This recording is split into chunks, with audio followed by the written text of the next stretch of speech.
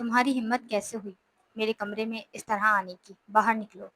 जिमल ने चादर को सीने तक खींचते हुए लरजती आवाज में कहा। फारिस ने कोई जवाब नहीं दिया था। वो धीरे धीरे चलता हुआ इसके बेड के करीब आया और झुककर दोनों हाथ बेड पर इसके दाएं बाएं जमा दिए। बड़ी बहादुरी से सबके सामने इनकार कर रही थी ना तुम? फारिस ने जिमल की आंखों में आंखें डालकर कहा। अब यहाँ अकेले में जरा दोबारा वही जुमला दोहराओ। जिमल, मैं क्यों ना इनकार करूं? तुम नहीं अच्छे लगते मुझे। तुम जहर लगते हो मुझे। जल्लाद हो तुम, एक मगरूर इंसान जो दूसरों पर सिर्फ हुक्म चलाना जानता है। जिमल ने हिम्मत जमा करके कहा। जल्लाद हूँ, जहर लगता हूँ, तो फिर इस जल्लाद की कुर्बत पर तुम्हारा दिल इस कदर जोर से क्यों धड़क रहा है जिमल? जिमल की सांसें रुकने लगी थी। मुझे छोड़ो, मैं शहरयार से मोहब्बत करती हूँ और उसी से शादी करूंगी। जिमल ने आखिरी बार किया। तुम इनकार करो या इकरार, इस घर से तुम्हारी डोली उठेगी तो सिर्फ मेरे नाम पर। ये याद रखना जिमल, कि मैं जितना नरम हूँ अपनी चीज के मामले में इतना ही सफाक भी हूँ। फारिस ने इसे एक झटके से छोड़ा और पलटकर दरवाजे की तरफ बढ़ गया। अगले कुछ रोज जिमल ने खुद को कमरे में बंद कर लिया, लेकिन शहरयार इसे मुसलसल फोन कर रहा था। जिमल, वो फारिस तुम्हें कभी खुश नहीं रखेगा। तुम कल शाम को यूनिवर्सिटी के पीछे वाले पार्क में आओ। हम यहाँ से कहीं दूर चले जाएंगे। शहरयार की बातों ने नादान जिमल को एक बार फिर जाल में फंसा लिया था। और जिमल, जरा होश के नाखून लो। घर पर मेहमान आए हुए हैं, मगर तुम फिर भी पहले की तरह इधर उधर उछलती फिर रही हो। जुबैदा बेगम ने किचन में पकौड़े तलते हुए अपनी बेटी को टोका, जो इस वक्त बारीक लॉन के दुपट्टे को गले में लिपटे नंगे पैर किचन में दाखिल हुई थी। ओहो अम्मी, प्लीज, आपकी ये पुरानी बातें खत्म नहीं होती। बाहर सब कजन्स आए हुए हैं और हम सब वहाँ गेम खेल रहे हैं। अब क्या मैं वहाँ बुर्खा पहन के बैठूं? जिमल ने लापरवाही से एप्पल की बाइट लेते हुए कहा था और अपनी लंबी चोटी को झटक कर कमर से पीछे गिराया। इसी लम्हे किचन के दरवाजे पर एक साया लहराया था। वो फारिस था, जो सफ़ेद सूट में मलबूस, माथे पर तेवरियां सजाए वहां खड़ा था। इसकी नजरें जिमल के इस हुलिये और इसकी लापरवाही पर जमी थी। जुबैदा चची, जरा बाहर, चचा आपको बुला रहे हैं। फारिस ने अपनी आवाज को जितना हो सकता था नॉर्मल रखते हुए कहा, मगर इसकी नजरें जिमल के चेहरे पर गड़ी हुई थी। जुबैदा बेगम जल्दी में हाथ पोंछती हुई बाहर निकल गई। अब किचन में सिर्फ जमल थी और फारिस की मौजूदगी से बेनियाज दोबारा खाने में मगन थी। और फारिस के अंदर गुस्से का लावा पक रहा था। तुम्हें नजर नहीं आ रहा कि बाहर कौन कौन बैठा है और तुम किस हाल में वहां कहके लगा रही थी? फारिस ने दो कदम आगे बढ़कर दबी दबी आवाज में गुस्से से कहा। मेरा हाल क्या है? बिल्कुल ठीक तो हूँ। और वैसे भी वो सब कजन्स हैं। आपको इतनी मिर्ची क्यों लग रही हैं? जिमल ने इसे चिढ़ाने वाले अंदाज में देखते हुए हंसते हुए कहा। अगले ही पल जिमल की हंसी इसके हलक में फंस गई, जब फारिस ने एक झटके से इसका बाजू पकड़कर इसे पीछे दीवार के साथ जा लगाया। जिमल की कमर दीवार से टकराई तो उसके मुंह से एक सिसकी निकली। फारिस का चेहरा इसके चेहरे के इतना करीब था कि जिमल को इसकी तेज होती सांसें अपने गालों पर महसूस हो रही थी। खबरदार जो दोबारा ये कहा। तुम्हारे वो सो कॉल्ड कजन्स जिस नज़र से तुम्हें देख रहे थे, इसका अंदाज़ा मुझे है। जिमल, फारिस ने जिमल की आंखों में आंखें डालकर इंतहाई गमगीन और तेज आवाज में कहा। जिमल का दिल जोर जोर से धड़कने लगा था। फारिस की कुर्बत और इसके लहजे की शिद्दत ने इसे साकत कर दिया था।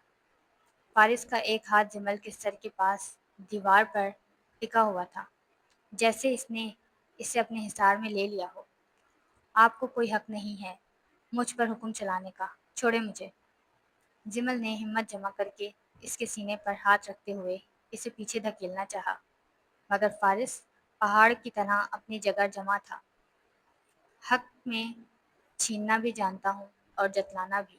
ابھی شرافت سے جا کر ڈھنگ کا دوپٹہ اوڑھو، ورنہ میرا دوسرا طریقہ تمہیں پسند نہیں آئے گا۔ فارس نے جمل کے چہرے پر جھک کر فیصلہ کن انداز میں کہا، اور پھر اچانک سے اسے چھوڑ کر پیچھے ہٹ گیا، جیسے اسے خود بھی اپنی حد پار کرنے کا احساس ہوا ہو۔ فارس کچن سے باہر نکل گیا تھا، مگر جمل وہیں کھڑی اپنی تیز دھڑکنوں کو قابو کرنے کی کوشش کر رہی تھی۔ اسے سمجھ نہیں آ رہا تھا کہ فارس اسے اتنا ناپسند کرتا ہے تو پھر اسے ٹوکتا کیوں ہے۔ باہر حال میں کہکوں کی آواز گونج رہی تھی، جہاں جمل کی ماموں زاد کزنز شہریار اور دوسرے کزنز بیٹھے تھے۔ شہریار کی نظریں بار بار کچن کے دروازے کی طرف اٹھ رہی تھیں۔ وہ جمل کا انتظار کر رہا تھا۔ ارے جمل، کہاں رہ گئی ہو؟ تمہاری باری ہے، آؤ جلدی۔ شہریار نے صوفے پر ٹیک لگاتے ہوئے بلند آواز میں پکارا۔ آ رہی ہوں، بس 2 منٹ، جمل نے کچن سے ہی جواب دیا اور فارس کی دی ہوئی وارننگ کو جھٹک کر بال درست کیے، مگر نہ چاہتے ہوئے بھی اس نے پاس پڑے اسٹالر کو اٹھا کر سر اور کندھے پر اچھی طرح لپیٹ لیا تھا۔ جہاں وہ حال میں آئی تو فارس وہاں موجود نہیں تھا، وہ شاید اوپر اپنے کمرے میں جا چکا تھا۔ شہریار نے جمل کو دیکھتے ہی ایک معنی خیز مسکراہٹ اس کے چہرے پر اچھالی۔ واہ، اب تو تم بہت بدلی بدلی لگ رہی ہو، یہ اچانک پردے کا شوق کیسے جاگا؟ شہریار نے جمل کے پاس آ کر دھیمی آواز میں کہا اور اس کا ہاتھ پکڑنے کی کوشش کی، بس ایسے ہی، امی کی ڈانٹ سے بچنے کے لیے۔ جمل نے اپنا ہاتھ پیچھے کھینچا، مختصر جواب دیا۔ اسے شہریار کا اس طرح قریب آنا پہلی بار عجیب لگا تھا۔ شاید فارس کی کہی ہوئی باتیں اس کے دماغ کے کسی کونے میں ہتھوڑے برسا رہی تھیں۔ اسی وقت احمد علی حال میں داخل ہوئے۔ ان کے ساتھ جمل کے والد ساجد علی راشد علی بھی تھے۔ گھر کے بڑوں کو دیکھ کر سب کزن با ادب ہو کر کھڑے ہو گئے۔ بچوں، بہت شور مچا رکھا ہے تم لوگوں نے، تھوڑا آرام بھی کر لیا کرو۔ احمد علی نے مسکراتے ہوئے اپنے پوتوں پوتیوں کو دیکھ کر کہا۔ دادا جان، ہم تو بس تھوڑی مستی کر رہے تھے، اب اتنے عرصے بعد سب جمع ہوئے ہیں تو اتنا حق تو بنتا ہے۔ جمل نے لاڈ سے دادا کے پاس جا کر ان کا بازو تھامتے ہوئے کہا۔ خوش رہو، لیکن اپنی حدود کا خیال رکھنا ہی ایک اچھے خاندان کی پہچان ہے۔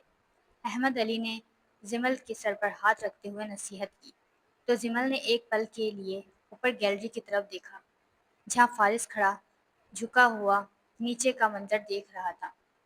اس کی نظریں جمل پر جمی تھیں، جن میں ایک عجیب سی تڑپ اور غصہ تھا۔ تھوڑی دیر بعد کھانے کی میز پر سب جمع تھے، لیکن فارس کی کرسی خالی تھی۔ ساجد علی نے ادھر ادھر دیکھتے ہوئے پوچھا، راشد بھائی، فارس نظر نہیں آ رہا، وہ کھانا کھانے کیوں نہیں آیا؟ وہ کہہ رہا تھا کہ اسے بھوک نہیں ہے اور سر میں کچھ درد ہے، اس لیے وہ اوپر اپنے کمرے میں ہی آرام کر رہا ہے، راشد علی نے جواب دیا۔ تو جمل کے ہاتھ میں پکڑا نوالا وہیں رک گیا۔ اسے پتا تھا کہ فارس کا سر میں درد نہیں، بلکہ اس کا غصہ اسے نیچے نہیں آنے دے رہا۔ وہ ہمیشہ ہی سڑیل رہتا تھا، اسے کوئی فرق نہیں پڑتا کہ کوئی گھر آیا ہے یا نہیں۔ جمل نے خود کلامی کے انداز میں بڑبڑاتے ہوئے کہا۔ کچھ کہا تم نے جمل؟ برابر میں بیٹھے شہریار نے اس کی طرف جھک کر سرگوشی میں پوچھا۔ نہیں، کچھ نہیں، بس آپ کھانا کھائیں، جمل نے مسکرا کر کہا۔ تو شہریار نے میز کے نیچے سے دھیرے سے جمل کا پاؤں اپنے پاؤں سے دبایا، تو جمل ہڑبڑا کر رہ گئی، لیکن شہریار کے چہرے پر ایک ایسی معصومیت تھی جیسے اسے پتہ ہی نہ ہو کہ وہ کیا کر رہا ہے۔ جمل، یہ لو کباب، تم نے تو کچھ کھایا ہی نہیں، شہریار نے اپنے ہاتھ سے کباب اس کی پلیٹ میں رکھتے ہوئے بڑے حق سے کہا۔ حال میں موجود سب بڑے اپنی باتوں میں مگن تھے، لیکن جمل کو اوپر گیلری سے کسی کے دیکھنے کا احساس ہو رہا تھا۔ اس نے نظریں اٹھائیں تو وہاں فارس کھڑا تھا۔ اس کے ہاتھ ریکنگ پر جمے ہوئے تھے اور مٹھیاں اس قدر بھیجی ہوئی تھی کہ پوری سفید پڑ رہی تھیں۔ اس کی آنکھوں میں جلن کی ایسی آگ تھی کہ جمل نے فوراً نظریں جھکا لی۔ کھانے کے بعد سب مرد حضرات لان میں چہل قدمی کے لیے نکل گئے، جبکہ لڑکیاں کچن سمیٹنے لگ گئی تھیں۔ کام ختم کرنے کے بعد جمل کو پیاس لگی تو وہ پانی پینے کے لیے دوبارہ کچن کی طرف آئی۔ وہاں شہریار پہلے سے موجود تھا، جیسے وہ اسی کا انتظار کر رہا ہو۔ تم مجھ سے دور دور کیوں ہو رہی ہو جمل؟ کیا مجھ سے کوئی غلطی ہو گئی ہے؟ شہریار نے بہت قریب آ کر مدھم آواز میں پوچھا۔ ایسی کوئی بات نہیں ہے، جمل نے گلاس میں پانی بھرتے ہوئے کہا۔ محبت کرنا کوئی گناہ تو نہیں ہے، اور میں نے پہلے بھی کہا تھا کہ میرا تم پر پورا حق ہے۔ شہریار نے یہ کہتے ہوئے جمل کا وہ ہاتھ پکڑ لیا جس میں گلاس تھا، اور اس کی انگلیوں کو سہلانے لگا۔ شہریار، یہ کیا کر رہے ہو؟ کوئی دیکھ لے گا۔ جمل نے گھبرا کر ہاتھ چھڑانا چاہا، لیکن شہریار کی گرفت مضبوط تھی۔ دیکھنے دو جمل، میں کسی سے نہیں ڈرتا۔ شہریار نے بڑی بے باکی سے اس کی آنکھوں میں جھانکا۔ اسی لمحے کچن کے دروازے پر کسی کے قدموں کی چاپ سنائی دی، اور فارس اندر داخل ہوا۔ اسی کے چہرے کی رنگت غصے سے تپ رہی تھی۔ شہریار، تایا ابو تمہیں باہر بلا رہے ہیں، کچھ ضروری کام ہے۔ فارس کی آواز کسی ٹھنڈک کی طرح کچن میں گونجتی تو شہریار نے ایک جھٹکے سے جمل کا ہاتھ چھوڑا اور مسکرا کر فارس کی طرف دیکھا۔ آ رہا ہوں بھائی، بس جمل سے ایک بات پوچھ رہا تھا۔ شہریار لاپرواہی سے کندھے اچکاتا ہوا باہر نکل گیا، لیکن جاتے جاتے جمل کو ایک معنی خیز نظر سے دیکھنا نہیں بھولا تھا۔ کچن میں اب صرف فارس اور جمل تھے، اور خاموشی اتنی گہری تھی کہ جمل کو اپنے دل کی دھڑکن صاف سنائی دے رہی تھی۔ تمہیں سمجھ نہیں آتی جمل، یا تم جان بوجھ کر اپنی تسلیل کروانا چاہتی ہو؟ فارس نے دھاڑتے ہوئے کہا، اور جمل کو بازو سے پکڑ کر اپنی طرف کھینچا۔ میرا بازو چھوڑیں فارس، آپ کو تکلیف ہو رہی ہے تو آپ یہاں سے چلے جائیں، مجھے نصیحتیں مت کریں۔ جمل نے تڑپ کر جواب دیا تو فارس نے اسے ایک جھٹکے سے کچن سلپ کے ساتھ لگا دیا، اور دونوں ہاتھ سلیب پر اس کے دائیں بائیں جما دیے۔ تکلیف کا تو تمہیں اندازہ بھی نہیں ہے جمل، کہ تم اس وقت کس آگ سے کھیل رہی ہو۔ فارس نے اس کے چہرے پر جھک کر انتہائی کمزور اور لرزتی ہوئی آواز میں کہا۔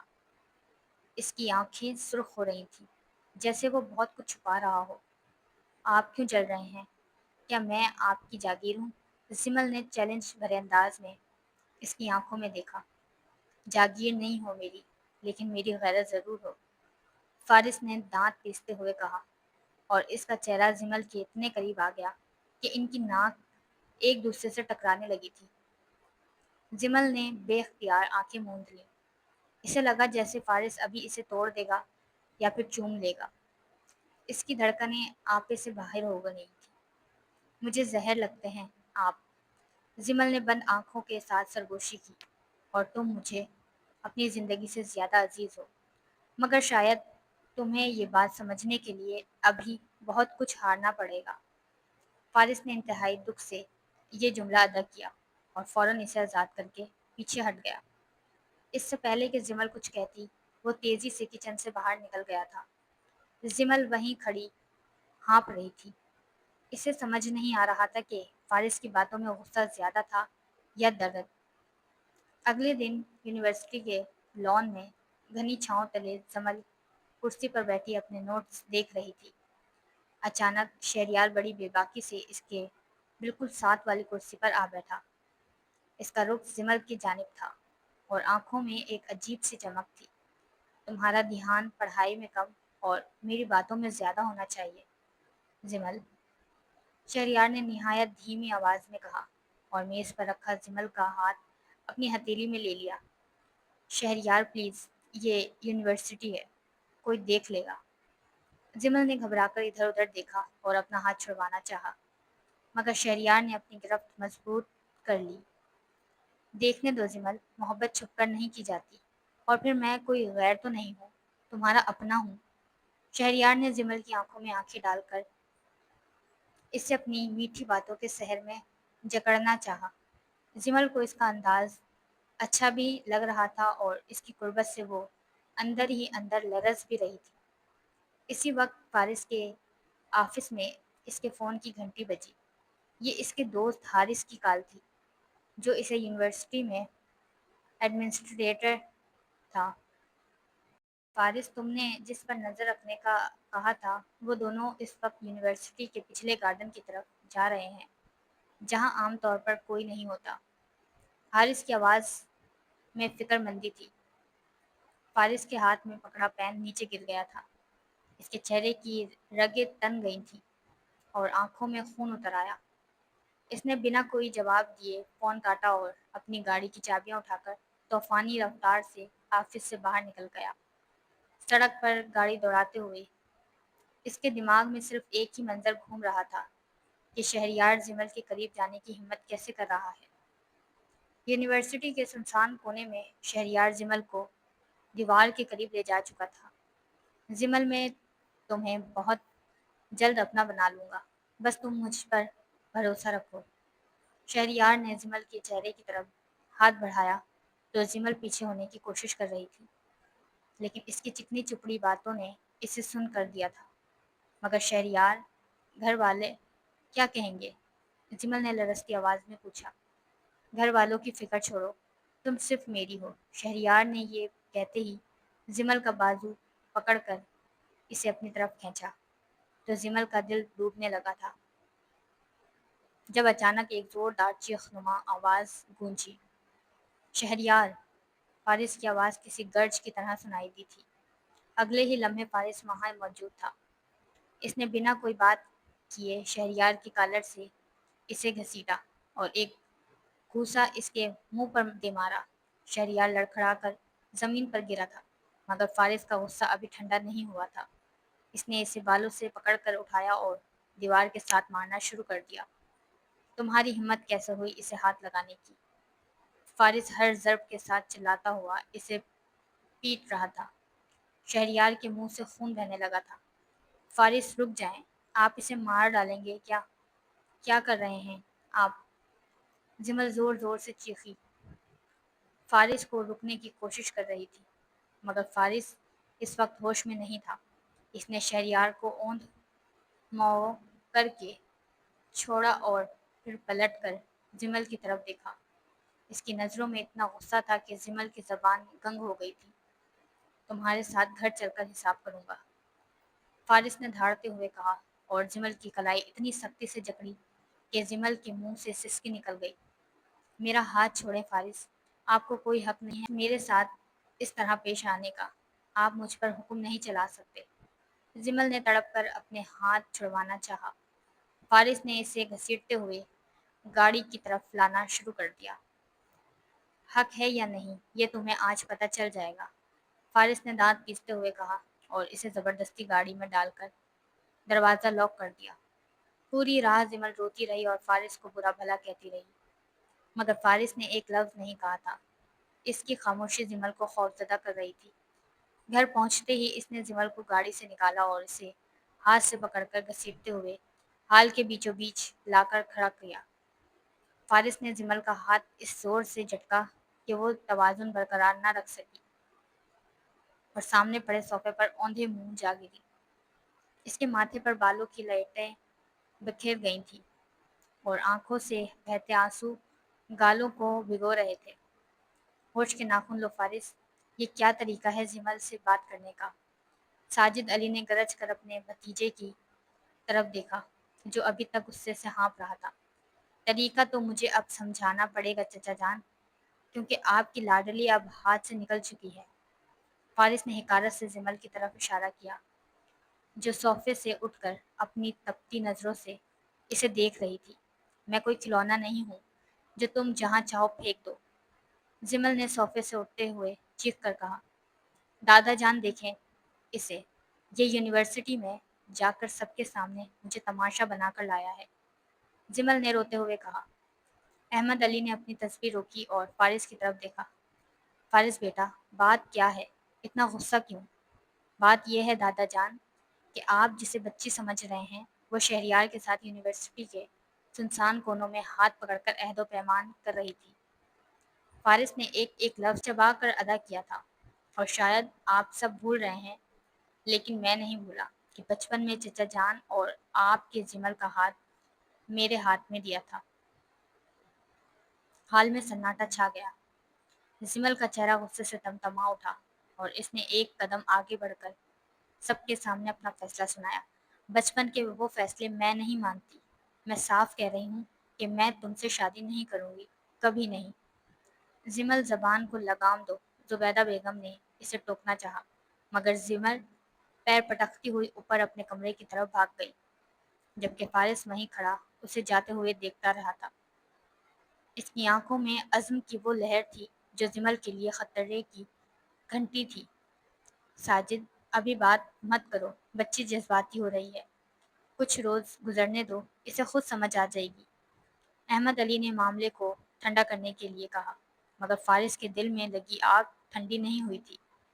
رات کے پچھلے پہر جب سارا گھر نیند کی آغوش میں تھا، زمل اپنے بستر پر لیٹی شہریار کے میسیجز دیکھ رہی تھی جو اسے فارس کے خلاف اکسا رہا تھا۔ اچانک اس کے کمرے کا دروازہ بغیر دستک کے کھلا اور ایک سایہ اندر داخل ہوا۔ زمل اچھل کر بیٹھ گئی تھی۔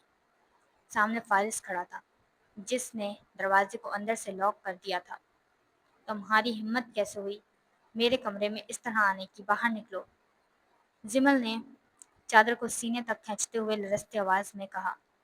فارس نے کوئی جواب نہیں دیا تھا۔ وہ دھیرے دھیرے چلتا ہوا اس کے بیڈ کے قریب آیا اور جھک کر دونوں ہاتھ بیڈ پر اس کی دائیں اور بائیں جما دیے۔ اس کی قربت سے کمرے کی ہوا بوجھل ہو گئی تھی۔ بڑی بہادری سے سب کے سامنے انکار کر رہی تھی تم؟ فارس نے زمل کی آنکھوں میں آنکھیں ڈال کر انتہائی غمگین آواز میں کہا۔ اب یہاں اکیلے میں ذرا دوبارہ وہی جملہ دہراؤ زمل۔ میں کیوں نہ کروں انکار؟ تم نہیں اچھے لگتے مجھے، تم زہر لگتے ہو مجھے۔ جلاد ہو تم، ایک مغرور انسان ہو جو دوسروں پر صرف حکم چلانا جانتا ہے۔ زمل نے ہمت جمع کر کے اس کے چہرے کے بالکل قریب ہو کر کہا۔ فارس نے اس کی بات سن کر ایک تلخ مسکراہٹ لبوں پر سجائی اور زمل کی تھوڑی کو اپنی انگلیوں کی گرفت میں لے کر اس کا چہرہ مزید اپنی طرف جھکا لیا۔ جلاد ہوں، زہر لگتا ہوں، تو پھر اس جلاد کی قربت پر تمہارا دل اس قدر زور زور سے کیوں دھڑک رہا ہے؟ زمل کی سانسیں رکنے لگی تھیں۔ فارس کا چہرہ اس کے اتنا قریب تھا کہ ان کے لبوں کے درمیان صرف چند انچ کا فاصلہ رہ گیا تھا۔ اس کی آنکھوں میں چھپی تڑپ زمل کو پگھلا رہی تھی، لیکن اس کی انا آڑے آ رہی تھی۔ مجھے چھوڑو، میں شہریار سے محبت کرتی ہوں اور اسی سے شادی کروں گی، زمل نے آخری وار کیا، مگر یہ سنتے ہی فارس کی گرفت مزید سخت ہو گئی تھی۔ محبت کا نام اس غلیظ انسان کے ساتھ مت لو۔ فارس نے دانت پیستے ہوئے اس کے کان کے پاس سرگوشی کی۔ تم انکار کرو یا اقرار، اس گھر سے تمہاری ڈولی اٹھے گی تو صرف میرے نام پر۔ یہ یاد رکھنا زمل کہ میں جتنا نرم ہوں اپنی چیز کے معاملے میں اتنا ہی شفاف بھی ہوں۔ فارس نے اسے ایک جھٹکے سے چھوڑا اور پلٹ کر دروازے کی طرف بڑھ گیا۔ زمل وہیں بیڈ پر ڈھیر ہو گئی تھی۔ اس کے جسم میں کپ کپی تاری تھی۔ اسے لگ رہا تھا کہ فارس اس کے گرد ایک ایسا حصار باندھ رہا ہے جسے توڑنا اب اس کے بس میں نہیں ہوگا۔ اگلے کچھ روز جمل نے خود کو کمرے میں بند کر لیا، لیکن شہریار اسے مسلسل فون کر رہا تھا۔ جمل، وہ فارس نے تمہیں کبھی خوش نہیں رکھے گا۔ تم کل شام کو یونیورسٹی کے پیچھے والے پارک میں آؤ، ہم یہاں سے کہیں دور چلے جائیں گے۔ شہریار کی باتوں نے نادان جمل کو ایک بار پھر اپنی جال میں پھنسا لیا تھا۔ جمل نے سوچ لیا تھا کہ وہ فارس کے حصار سے نکلنے کے لیے شہریار کے ساتھ بھاگ جائے گی۔ وہ اس سے بات سے بے خبر تھی کہ شہریار کی چکنی چپڑی باتوں کے پیچھے ایک بھیانک سازش چھپی ہوئی ہے، اور فارس کی نظریں اب بھی اس کے ہر قدم پر جمی ہوئی تھی۔ یونیورسٹی والے واقعے کے بعد زمل کے لیے گھر کی دیواریں قید خانہ بن چکی تھیں۔ وہ اپنے کمرے میں کسی زخمی پرندے کی طرح ادھر سے ادھر ٹہل رہی تھی۔ اس کی آنکھیں مسلسل رونے کی وجہ سے سوج کر سرخ ہو چکی تھی۔ باہر حال سے آتی کہکوں کی آوازیں اسے اپنی بے بسی کا احساس دلا رہی تھیں۔ اسی وقت دوبارہ اس کے تکیے کے نیچے چھپا فون تھر تھرایا۔ یہ شہریار کی 12ویں کال تھی۔ زمل، میں تمہارے بغیر نہیں رہ سکتا۔ یہ فارس تمہیں گھٹ گھٹ کر مار ڈالے گا۔ تم بس ایک بار مجھ سے ملنے آؤ، ہم ہمیشہ کے لیے ایک ہو جائیں گے۔ یہ بات سن کر وہ فون بند کر کے صوفے پر ڈھیر ہو گئی اور ہچکیوں سے رونے لگی تھی۔ اچانک کمرے کے دروازہ کھلا اور فارس خاموشی سے اندر داخل ہوا۔ اسے دیکھ کر جمل کے چہرے پر نفرت کی لہر دوڑ گئی۔ کیوں رو رہی ہو اب؟ فارس نے اپنی آواز کو جتنا ہو سکتا تھا سپاٹ رکھتے ہوئے پوچھا، مگر اس کی نظریں جمل کے اترے ہوئے چہرے پر جمی ہوئی تھی۔ تم نے میری زندگی جہنم بنا دی ہے فارس، مجھے اس طرح قید کر کے تمہیں کیا مل رہا ہے؟ تم ایک جلاد ہو جس کا دل پتھر کا ہے۔ جمل نے اٹھ کر اس کے سامنے کھڑے ہوتے ہوئے جلا کر کہا، قید میں نے نہیں، تمہاری نادانی نے کیا ہے جمل۔ میں صرف تمہیں اس آگ سے بچانا چاہتا ہوں جس میں تم کودنے کے لیے بے چین ہو۔ فارس نے ٹھیکے لہجے میں جواب دیا، کون سی آگ؟